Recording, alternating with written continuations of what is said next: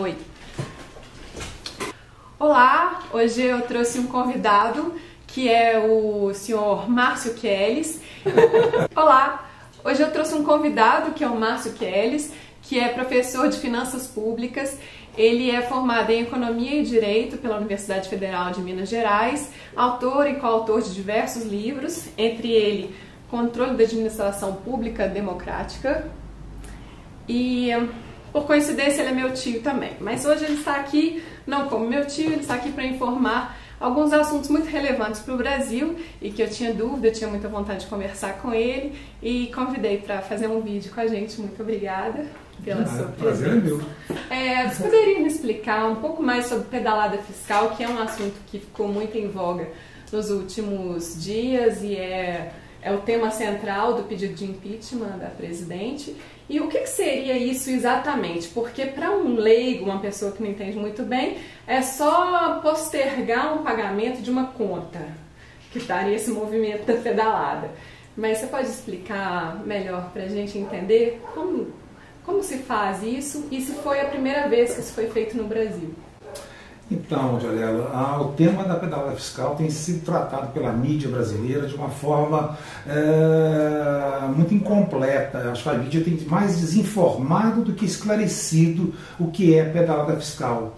Tem se insistido muito de que a pedalada fiscal é meramente um atraso no repasse pelo governo aos seus bancos, nós estamos falando de Caixa Econômica, Banco Brasil e BNDES, dos programas governamentais. E não é isso. O que a Lei de Responsabilidade Fiscal veda no seu artigo 36 é a operação de crédito entre o poder público e os agentes financeiros controlados por esse governo. E o que aconteceu? O governo veio atrasando de forma sistemática e cada vez mais o repasse aos agentes financeiros e chegou ao ponto em que esses agentes financeiros começaram a ficar asfixiados financeiramente, necessitando urgentemente dos recursos governamentais. E houve um acordo entre o governo e esses agentes financeiros de que o governo, pelo lapso temporal para repasse, era tão grande que precisou pagar juros e outros encargos financeiros a esses bancos.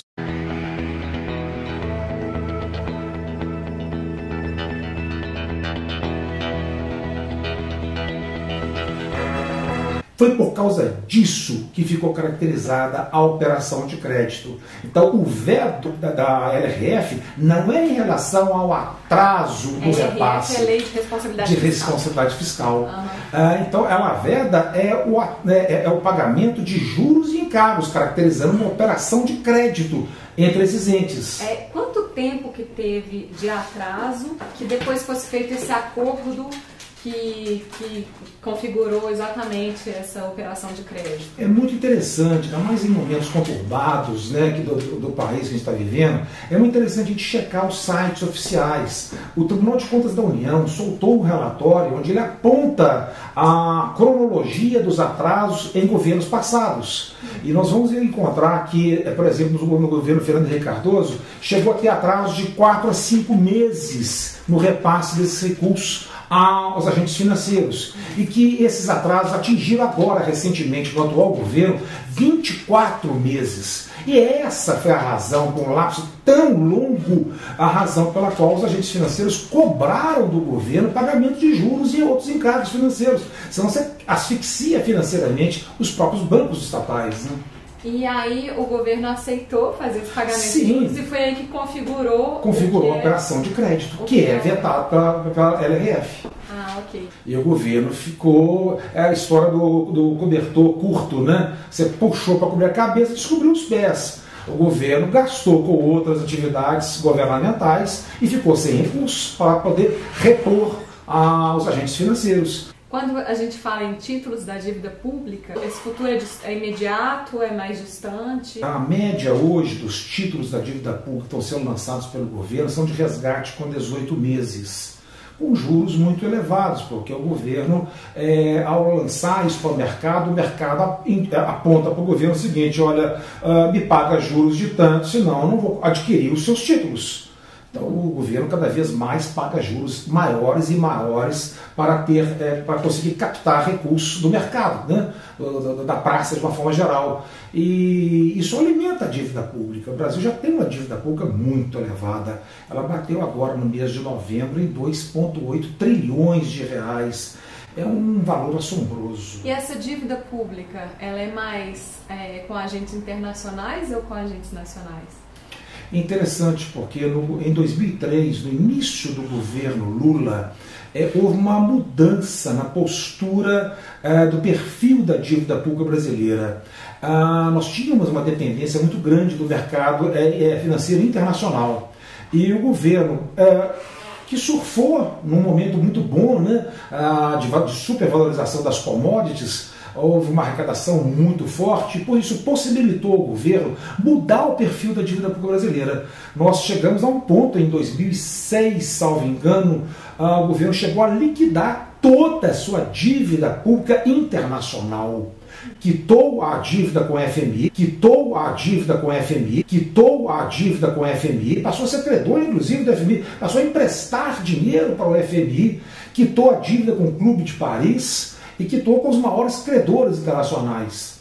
Mas, óbvio, quando você quita no mercado internacional, o governo, o que ele fez? Ele fez dívida para conseguir recursos e quitar com o mercado internacional. É bom ou é ruim? Depende do ângulo que você está analisando. Ao pagar, nós ficamos menos suscetíveis aos problemas de conjuntura internacional, que já afetaram o país por diversas vezes. Por outro lado, estamos contraindo dívida pública interna com os bancos estabelecidos aqui no Brasil, mas pagando juros muito elevados. Hoje a nossa dívida pública ela corresponde mais ou menos a 70% do PIB brasileiro, Produto Interno Bruto, ou seja, todas as riquezas produzidas pelo país. A do Japão é de 200%. Então nós somos muito melhores do que o Japão. O dos Estados Unidos é próximo de 200%. Então estamos muito melhores do que os Estados Unidos.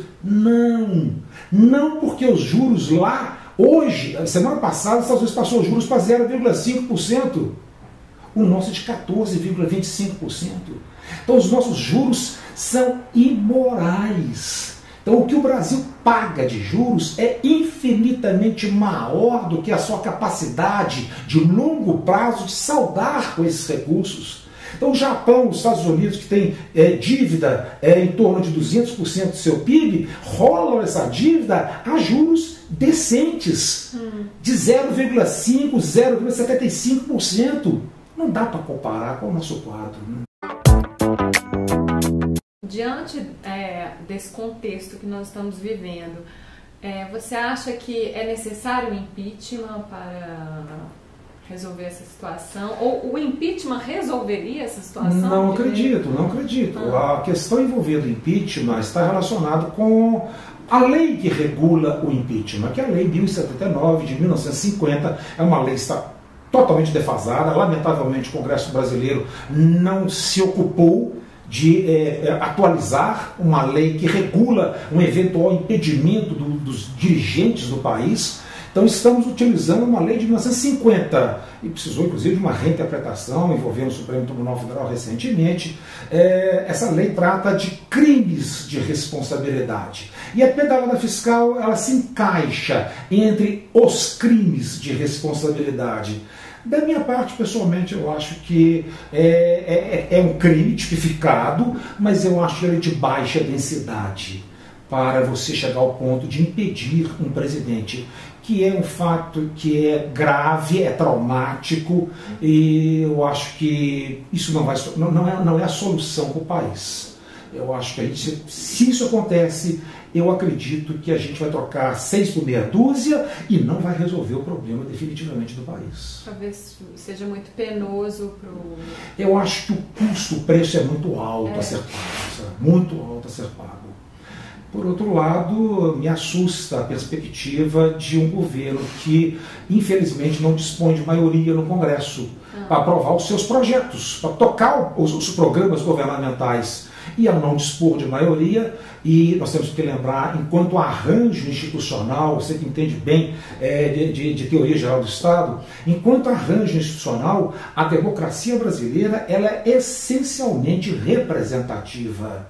E no momento que você não dispõe dessa representação no Congresso, você não aprova seus projetos. E não aprovando seus projetos, o país fica à deriva.